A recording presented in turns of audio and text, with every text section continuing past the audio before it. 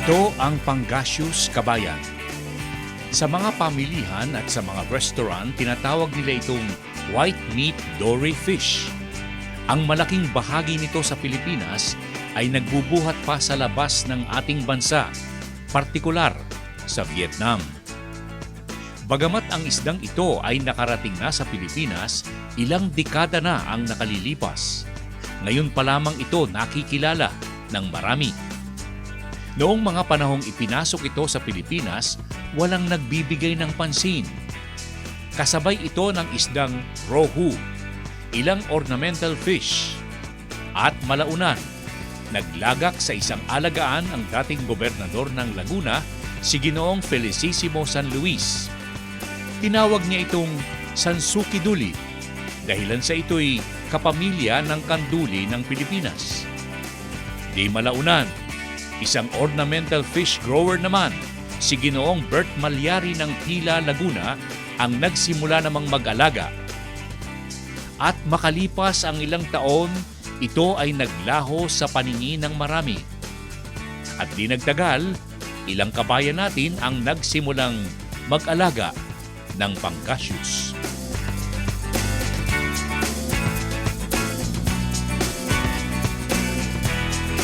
How many male do you have? Anong ratio nito sa female at male? Actually ka Jerry, kung pag-aaralan mo sa microscope kahit 4, 1:4. Ibig sabihin yung isang milk ng lalaki kaya na mag-fertilize ng mga 4 na itlog ng babae. Ano ang nilalaman itong fish pond na ito? Itong circular tank na ito?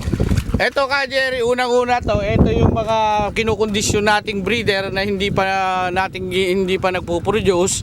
Doon sa kabila ka Jerry, nandun na yung mga ginagamit natin breeder. Okay. Kaya maingat, kaya dinala natin sa sulok kasi para hindi sila mabulabog dahil doon na tayo nag-i-extract ng egg. At gaano kalaki kapag tina-transfer na natin yung mga breeder dito? Gaano kalaki na siya? Altakin natin. Parang nawawala yata, nauubos ano. Ayan. Gaano katagal yung pagka-transfer na sila rito? Gaano kalaki? Taas nyo. Sige. Jerry, Lagay mo dito. Jerry, yung laki nila actually Ayan. mga dapat mag-average siya ng 2.5 to 3 kilos. Ganon? Para pwede natin gawing breeder. At dito sa ginagawa ninyo to, yung bang mga kasama natin dito, sanay na sa kanilang trabaho? Oo. Lahat ng mga tao ko mula paghawak, pagpapaitlog, pag-alaga mga sanay na huyan. Sana kabayan, huwag nang pagsawaan ito ng mga kabayan nating nag-aalaga ng Pangasius. Bukod sa tilapia, hito at iba pang freshwater fish, maaaring makatulong sa pangangailangan ng Pilipinas ang Pangasius, panugon sa pagkain. Ang problema nga lamang kabayan ay nasa sa atin pa rin ang kaugaliang ningas kogon. Bukod sa rito, kailangan ng malawakang programa ukol sa produksyon ng mga isdang tulad ng Pangasius upang tayo'y makatugon sa pangangailangan sa pagkain ng buong sambayanan. Pangasius Kabayan, mula sa palatuntunan, ating alamin.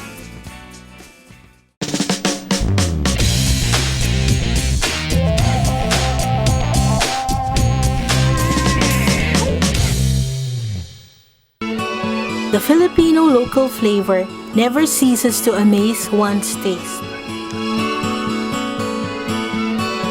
It brings you home to the good old times. Jerry's Farm Products, available at selected leading supermarkets and dealers. Kabayan, napakarami ng gumagamit ng Feed Pro. Ang Feed Pro po ay talagang inaano ko sana, talagang maganda po. Yun nga, sabi nila, ang aming baboy, pag kami nag-aalaga, nakaka-90. Nagyababi ko na kami, nakaka-100 kahit may bagyo. Sa akin po talagang iaano ko na Feed Pro talaga. Dahil subok na talaga kasi nakailang feeds na nga po yung inaano namin. Saka sa pagkakarni po, maganda ang karne ng Feed Pro. Okay po, hindi po ako masyadong hirap at ang akin po mga alagay talagang mabibigat. Sa Feed Pro, nakasisiguro kayong lalaking malusog ang inyong mga alaga. Sapagkat ang Feed Pro ay walang anumang halong kemikal, hormones at antibiotiko. Ang lahat ng sangkap ay tungo sa likas na pagpapalaki ng ating alagaing baboy. At alagaan pa ang baboy sa likas na paraan. PIGS, Profitable Innovative Growing System. Bawas gastos, bawas trabaho, at siguradong walang masamang amoy. Kaya't ano pa ang hinihintay niyo, kabayan? Feed Pro na! Mamaya, kabayan, ipagpapatuloy po natin ang ukol sa panggaseous bilang ornamental fish naman sa ating dagdag kaalaman pagkalipas lamang ng ilang paalala.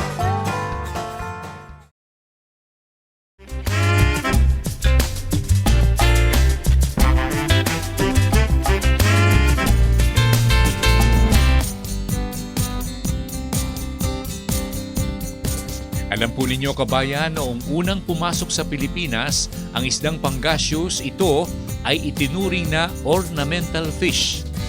Ang tawag ng ilan dito ay hammerhead fish. Magandang isdang pampalamuti sa aquarium, para sa tahanan, sa mga tanggapan at sa mga resort.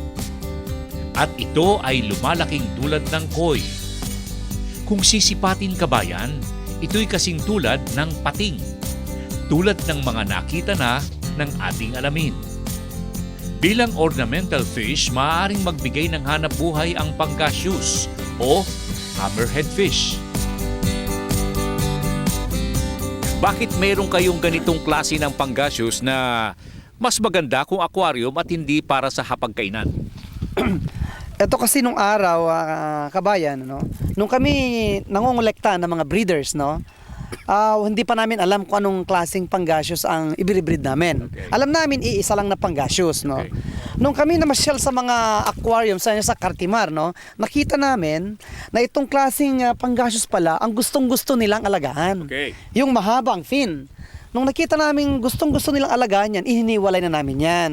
Kasi gusto namin, pagka nagkaroon kami ng panahon, ito naman ang i-breed namin purely for aquarium. Okay. Ang pagbibreed ba niyan pareho din ng ordinaryong panggaseous? Kabayan, pareho din ang technology, no. Ang lang, hindi lang sila sabay-sabay na nabubuntis. Kaya kailangan itong ganitong mga klaseng mga panggaseous, kailangan namin ihiwalay talaga ang pond para i-condition namin sila ng maayos, pakainin namin sila ng tama para mabuntis sila. Ilang piraso itong narito sa inyong pan? Jimmy? 20. 20 sila. 20. So yung hiniriwalay yung itong tatlong ito, lalaki o babae? Ngayon, ito karamihan lalaki pa. So, as a 20, meron kaming nabilang dati na mga 8 babae. Okay. So, yun nakawala lang sila dito sa isang pan. Ang panggaseous, kabayan, ay hindi mahirap alagaan sa palakihing alagaan. Narito na sa Pilipinas ang maayos na teknolohiya ukol dito, tulad na rin ng ibang uri ng isda. Ornamental fish, hammerhead fish, panggaseous, kabayan, sa ating dagdag kaalaman.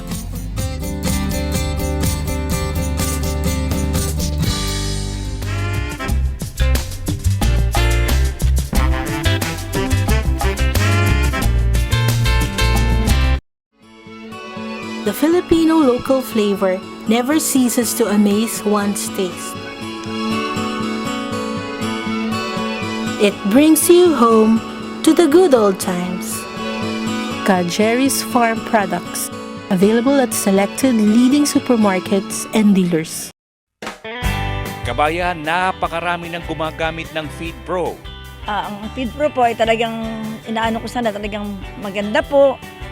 Yun nga, sabi nila, ang aming baboy, pag kami nag-aalaga, nakaka-90. Sabi ko na kami, nakaka-100 kahit may bagyo. Sa akin po talagang iaano ko na Feed Pro talaga. Dahil subok na talaga kasi nakailang feeds na nga po yung inaano namin. Saka sa pagkakarni po, maganda ang karni ng Feed Pro. Okay po, hindi po ako masyadong hirap at ang akin po mga alagay talagang mabibigat. Sa Feed Pro, nakasisiguro kayong lalaking malusog ang inyong mga alaga. sapagkat ang Feed Pro ay walang anumang halong kemikal, hormones at antibiotiko. Ang lahat ng sangkap ay tungo sa likas na pagpapalaki ng ating alagaing baboy. At alagaan pa ang baboy sa likas na paraan.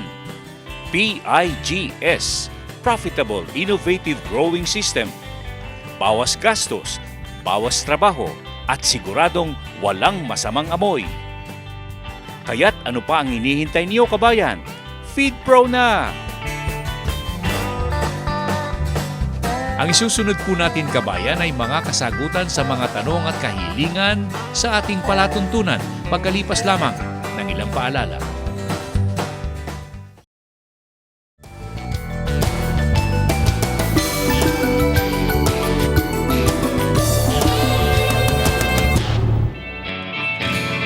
Okay, kabayan, ang mga tanong at kahilingan ay mula kina Dindo Marasigan ng Batangas.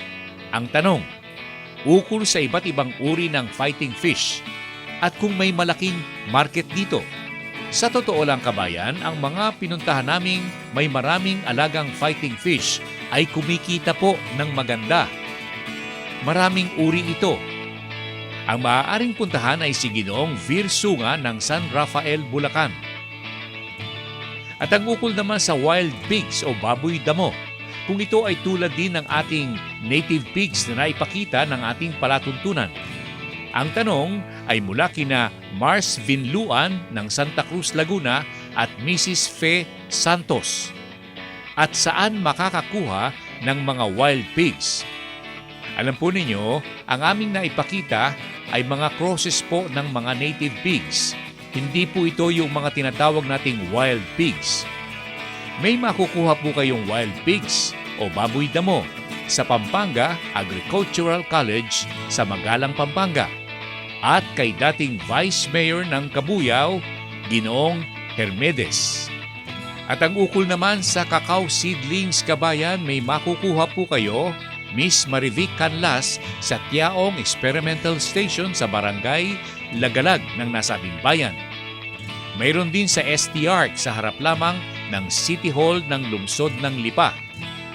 At sa makapuno ng nasabing station, narito ang ilang nakalap na ulat ng ating palatuntunan. Ating alamin.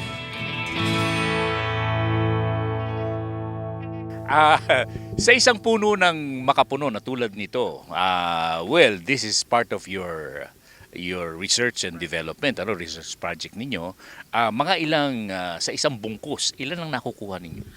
So, sabi po nitong aking mga harvester, nakakuha po sila ng 60 maximum nuts na inireport po kaagad nila sa amin yun. Pero yun po ay isang beses lang nila nakuha. Pero ang normal, 30, 40, 50s ang isang bungkus na ganito. At ilang bungkus ang pwedeng lumitaw sa isang puno?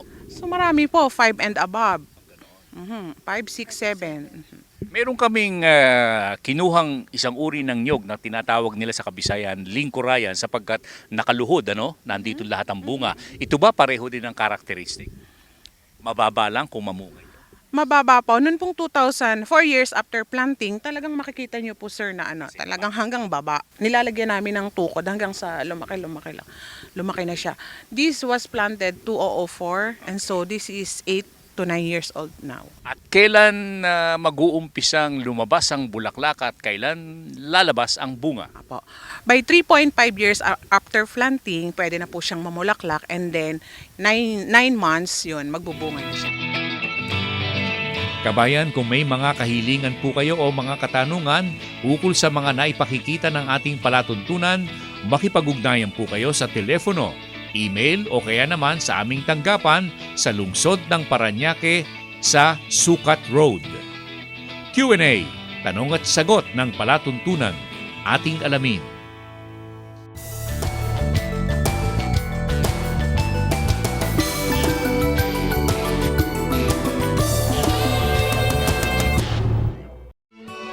The Filipino local flavor never ceases to amaze one's taste.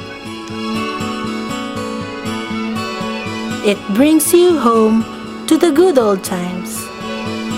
Jerry's Farm Products, available at selected leading supermarkets and dealers. Kabayan, napakarami ng gumagamit ng Feed Pro.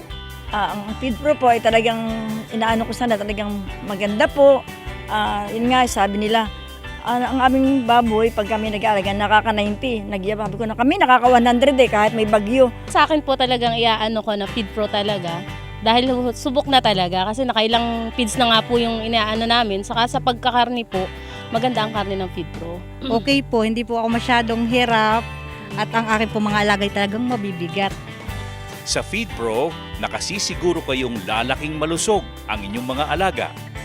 Sapagkat ang Feed Pro ay walang anumang halong kemikal, hormones at antibiotiko. Ang lahat ng sangkap ay tungo sa likas na pagpapalaki ng ating alagaing baboy. At alagaan pa ang baboy sa likas na paraan. PIGS, Profitable Innovative Growing System. Bawas gastos, bawas trabaho, at siguradong walang masamang amoy. Kaya't ano pa ang hinihintay niyo, kabayan? Feed Pro na! Mamaya, kabayan, sa ating GSK, babalikan po natin ang Cakes and Pastries Seminar na nahihiling ng ating mga tagapanood. Gabayan sa kabuhayan, pagkalipas lamang ng ilang sandali.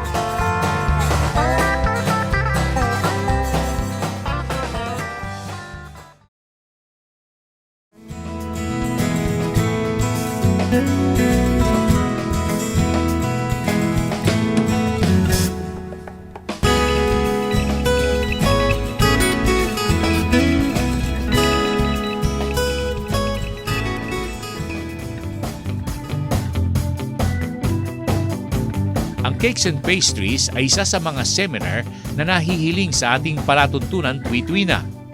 At dito'y ibinabalik namin ang guro ng commercial bread making at Cakes and Pastries, si Ginoong Willie Bihar. So you have your cake flour here, then baking powder, then sugar. Sa gitna, ilalagay ang egg yolk. Ang egg white dito. Okay? Ilagay dyan.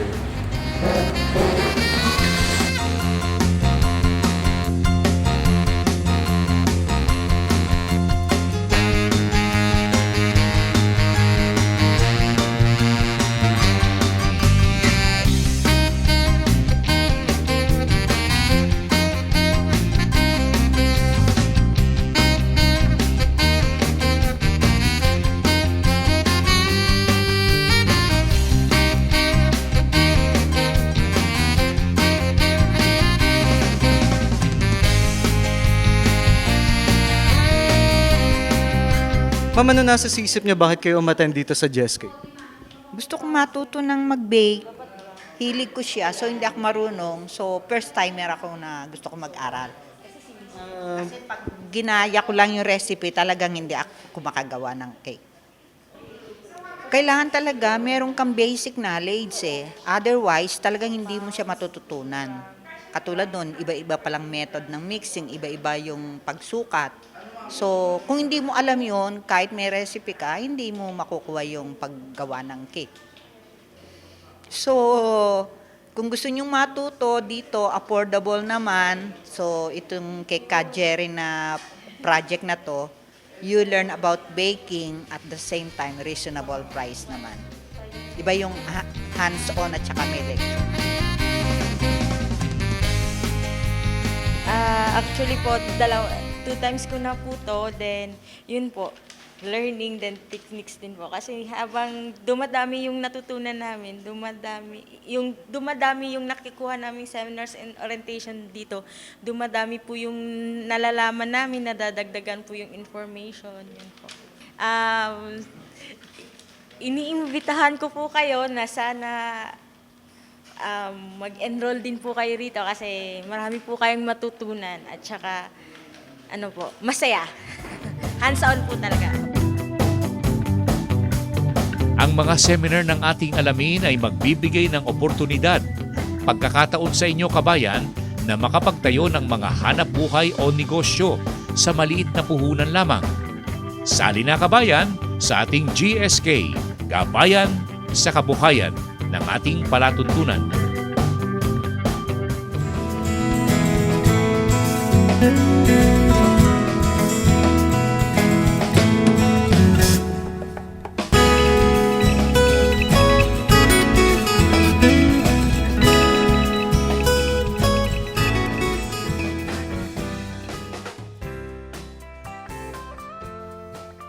Ang isusunod po natin, kabayan, ay ang pakikipag-ugnayan po namin sa mga gumagamit ng FeedPro at PIGS mula sa lungsod ng 13 Martires, pagkalipas lamang ng ating alamin Advertisers Directory. Kabayan, napakarami ng gumagamit ng FeedPro. Ang FeedPro po ay talagang inaano ko sana, talagang maganda po.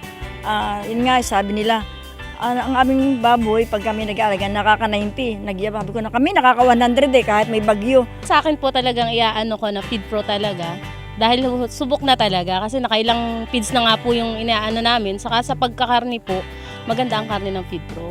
Okay po, hindi po ako masyadong hirap at ang aking po mga alagay talagang mabibigat. Sa FeedPro, nakasisiguro kayong lalaking malusog ang inyong mga alaga. Sapagkat ang FeedPro ay walang anumang halong kemikal, hormones at antibiotiko. Ang lahat ng sangkap ay tungo sa likas na pagpapalaki ng ating alagaing baboy. At alagaan pa ang baboy sa likas na paraan. PIGS, Profitable Innovative Growing System. Bawas gastos, bawas trabaho, at siguradong walang masamang amoy. Kaya't ano pa ang hinihintay niyo, kabayan? FeedPro na!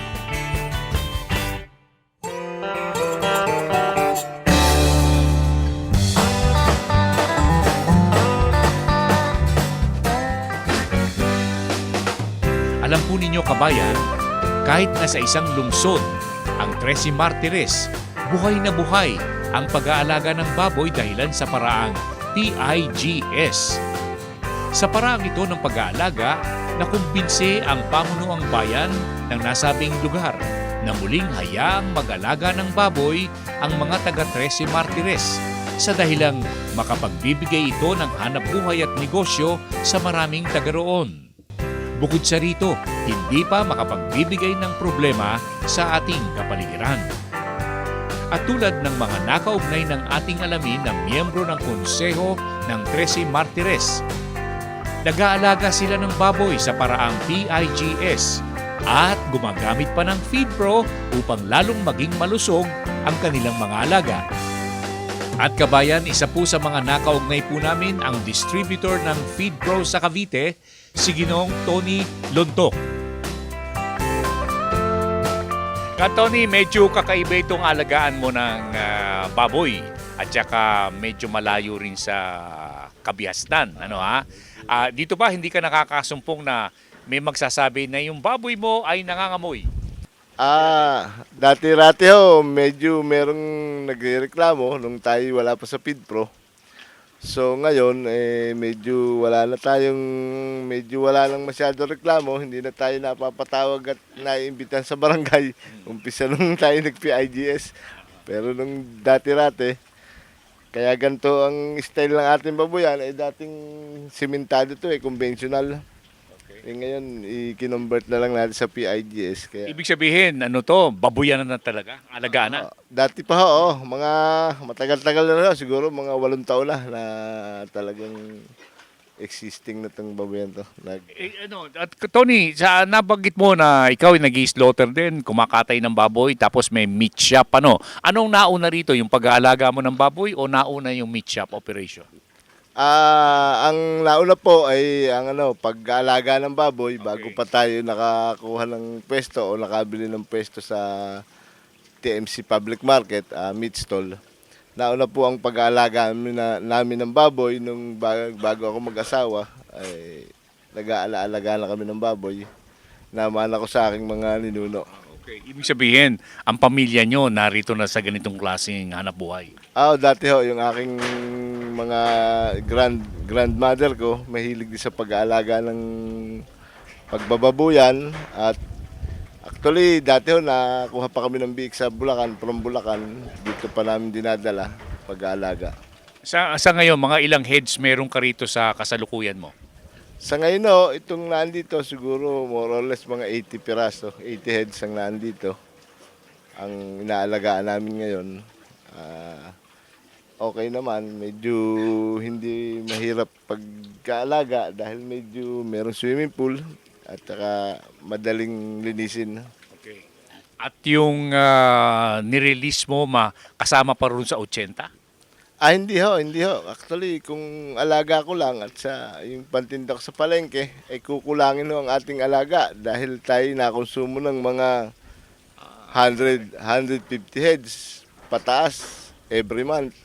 Sa isang buwan, 150. Saan mo kinukuha yung panugon? Sa ngayon ho, meron tayong mga kasamahan na nag-aalaga rin gamit ang FeedPro. Mga kasamahan nating user ng FeedPro, dumukuha tayo ng ibang baboy doon para pasuporta sa paninda sa palengke. Ibig sabihin, ganun kalakas ang meat shop operation, 150 a month? Sa ngayon ho, ganun ang ating konsumo ngayon sa pagtitinda natin. Ganun ho ang konsumo ngayon. Paano yung mga paa, yung mga ulo, yung mga laman loob? Saan mo dinidispatcha yan? Actually, ngayon ho, meron naman tayong mga customer na Yun lang ang hanap? yung sa mga ihawan, ganun, yung mga laman loob. Tapos ibang restaurant at may mga hospital din tayong customer dahil nga medyo magandang klase ang ating paninda. Kaya ho, medyo hindi naman masyadong natitirhan ngayon. Medyo nauubos naman. Okay, going back to FeedPro operation, dun sa dati mong pag-aalaga at saka yung paggamit mo ng FeedPro at saka PIGS, may malaki bang diferensya? Una ho, sa odor, sa amoy, talagang may diferensya. Dahil nung araw, nung wala pa tayo sa FeedPro, halos every 2 months may imbitasyon tayo sa barangay kasi may nagreklamo dahil sa amoy. Ngayon, medyo wala namang reklamo dahil hindi naman lalabas ang amoy. Although may amoy din ng konti, talaga namang ganyan talaga ang pag-aalaga ng baboy, pero hindi naman lumalabas dito, no? Naandito lang ho sa sa halos sa baboyan lang, hindi Sa kulungan lang. Pero hanggang sa ngayon, wala pa tayong naamoy dito, no? Sa ngayon, hindi naman wala naman tayong... Ang naamoy ko dito, yung pagpapakulo ng kape doon sa paligid. Tayo magpapakulo niya. Ano ang masasabi mong talagang diferensya ng FeedPro Feeds para dun sa mga nag-aalaga at nagbabalak-balak na mag-alaga ng baboy sa ganitong paraan? Ang diferensya at pagkakaiba ng FeedPro sa ibang brand na pakain, unang-una, odorless, medyo maganda amoy, natural na pakain, walang antibiotiko, natural na karne ang magiging production natin. So makakatulong tayo sa ating kalusugan, sa kalusugan ng kapwa natin at sa ating kapaligiran. At ang ibang brand naman, siyempre, puro antibiotiko yan. Number 1, yung amoy, yun lagi ang nagiging problema sa pag-aalaga, paghahayupan, pagbababoyan. Lagi na lang yung amoy ang laging nagiging problema at yung nagiging sanhi ng pagkakagulo, pag-aaway ng magkakapitbahay dahil sa hindi magkasundo. Pag nangamoy ang tae ng baboy, medyo nagagalit na yung mga walang alaga dahil nababahuan. Sa ngayon, wala. Sa ngayon, medyo meron na konti lang, pero actually... Ibig sabihin, walang reklamo na? Wala na. At medyo tahimik na ngayon. Ang barangay naman actually, malapit lang ho tayo sa barangay hall, dito sa barangay Kabuko. Sa ngayon, kabayan, marami ng kumpanya ng pakain sa hayop ang gumagamit na ng mga paraang tulad ng PIGS na pinasimulan ng FeedPro. Palatandaang ang hog raising sa Pilipinas ay magiging isa sa mga hanap buhay o proyektong makapagbibigay ng kaunlaran sa larangan ng pananakahan sa ating bansa. Extension Service, hatid sa inyo bilang paglilingkod bayan ng FeedPro. Kabayan sa FeedPro, lamang ang natural, na karne ng baboy.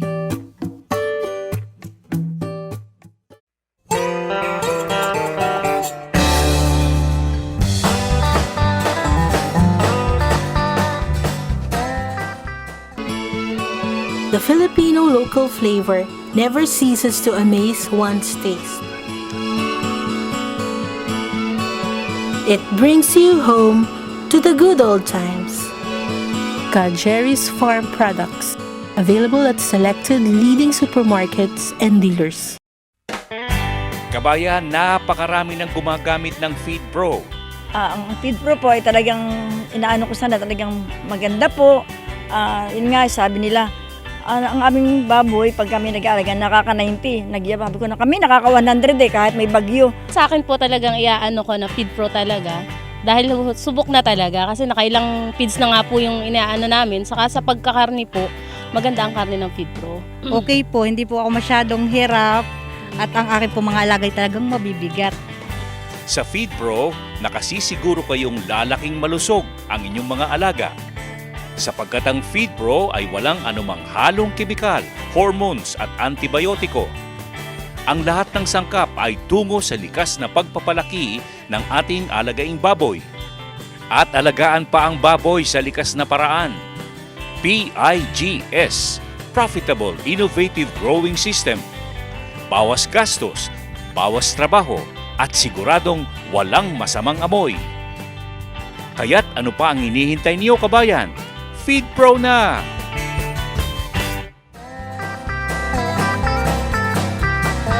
Kabayan, ang paksa po natin sa huling bahagi ng ating palatuntunan, ang magandang kinabukasan sa larangan ng pangisdaan at ang isdang panggasyos. Muli po nating babalikan pagkalipas lamang ng ilang paalala.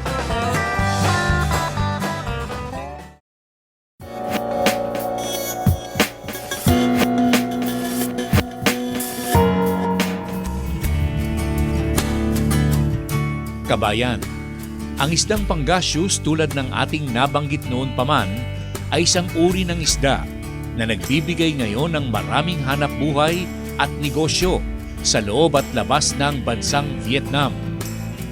Nakita ng mga Vietnamese sa tulong ng kanilang pamahalaan na ito ay makatutulong ng malaki sa kanilang pangangailangan sa pagkain at makapagbibigay pa ng hanap buhay sa maraming taong bayan.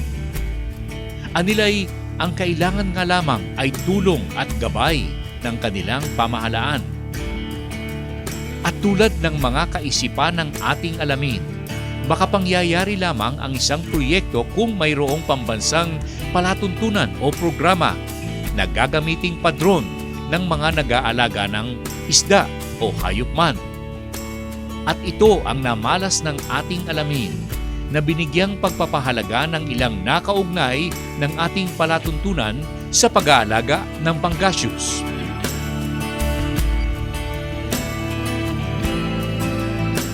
Tayo ba may pag-asang makapantay tayo sa mga bansan tulad ng Vietnam, ng Taiwan, ng China at marami pang iba? Marami tayong i-consider dito. Ang cost of production sa Vietnam is much lower than our cost of production.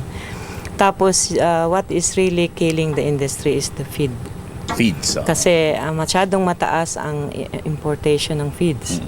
And then, ang cost of feeds ay tumaas. Wala nang tigil ang So, yun ang advantage sa Vietnam. Based on what I saw, part of the business is subsidized by the government. Which is not true in our case. So, isa pa, masyado ring masipag ang mga Vietnamese. Industrious yan. Very industrious sila. Very focused at grabe yung teammanship nila doon. At saka mayroon talagang ang gobyerno. Pag sinabi ng gobyerno na itong lahat na ito ay para sa panggasyos, yung ektarya niya, 6,000 hectares for corn, nasusunod yan. Sa atin marami pang diskusyon yan. Yung binanggit kong more than 200,000 hectares na inland waters, sa kanila meron silang Mekong Delta, di ba? Pero kung talagang tutusin sa resources, nalalayo ba ang Pilipinas? I think future dito, Jerry, kasi fresh water will be a limiting factor later on. Kahit ganong kalaki yung ating body of In- water. oo. Pero we have the technology already. Kumpleto na tayo. Kompleto tayo sa technology. We are, I think, very good in aquaculture already compared with the rest of the world. What is missing? What is lacking? Ang tingin ko yung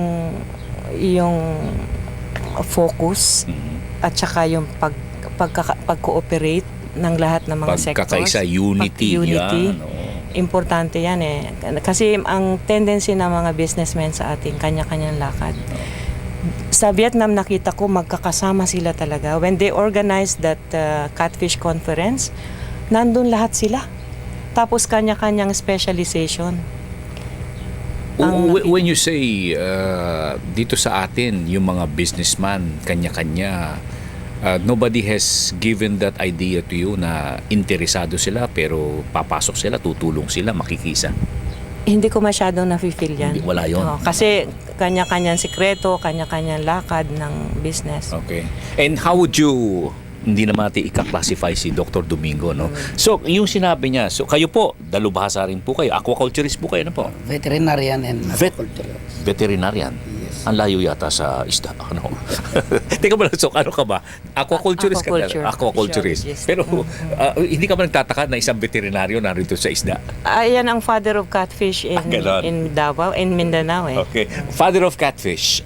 Sa nakikita po ninyo, sabi ni Sok, dapat magkaisa-isa tayo, magkaroon tayo ng focus sa isang proyekto na tulad ng aquaculture. Ito ba hindi nyo nararamdaman sa ngayon?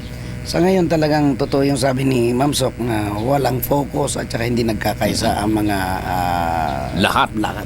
Lahat. And what are you in now?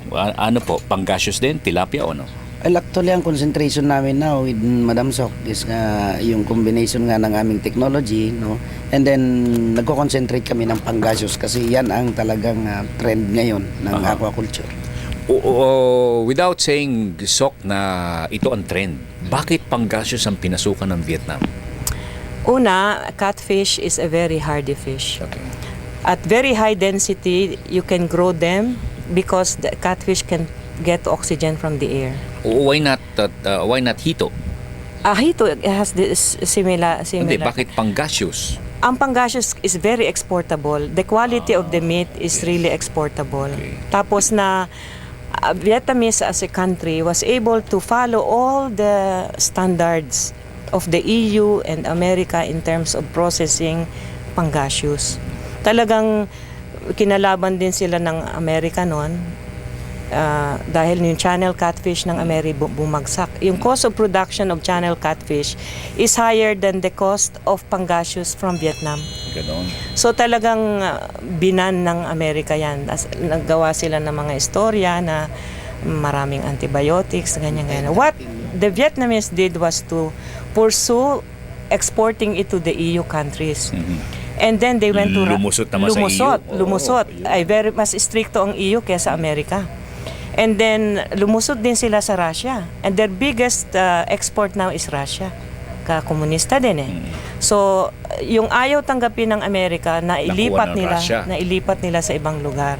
They were thinking na mahihit lang nila 825,000 metric tons but they hit 1 million metric tons. Ito naman pangasius, pero sabi nila kasi ang Vietnam, whitish ang meat, yung ibang nanggagaling sa ibang lugar, sa ibang bansa, weather, temperature, tsaka dito sa Asia, ay dilaw at tsaka ibang kulay. Okay. I also asked them why. Ang sabi nila dun sa dilaw, most likely they're grown in polluted waters. Polluted waters. Ibig say stagnant water. Okay. Tapos feed has something to do with The feeds. The feed. In Vietnam, I saw that their feed can extend to 8 different types until they harvest it at the end. Kabayan, hindi lamang pangasius. Kahit na iba pang uri ng isda na mapakikinabangan ng mga Pilipino ay maaaring makatulong sa pag-unlad ng isang bansa. At tulad ng mga kaganapan sa Vietnam, kung may gabay at tulong na makukuha ang mga nasa larangan ng pananakahan at pangisdaan, tiyak ang pananagumpay ng mga papasok sa nasabing sektor. At tulad ng sa ibang bansa, kung may mga palatuntunan, may gabay mula sa pamahalaan, at nagkakaisa ang mga nasa larangan ng pananakahan at pangisdaan at handang tumulong sa ikauunlad ng lahat. Tiyak ang maganda at maunlad na kinabukasan. Kabayan, ang lahat ng ito mula sa palatuntunan. Ating alamin.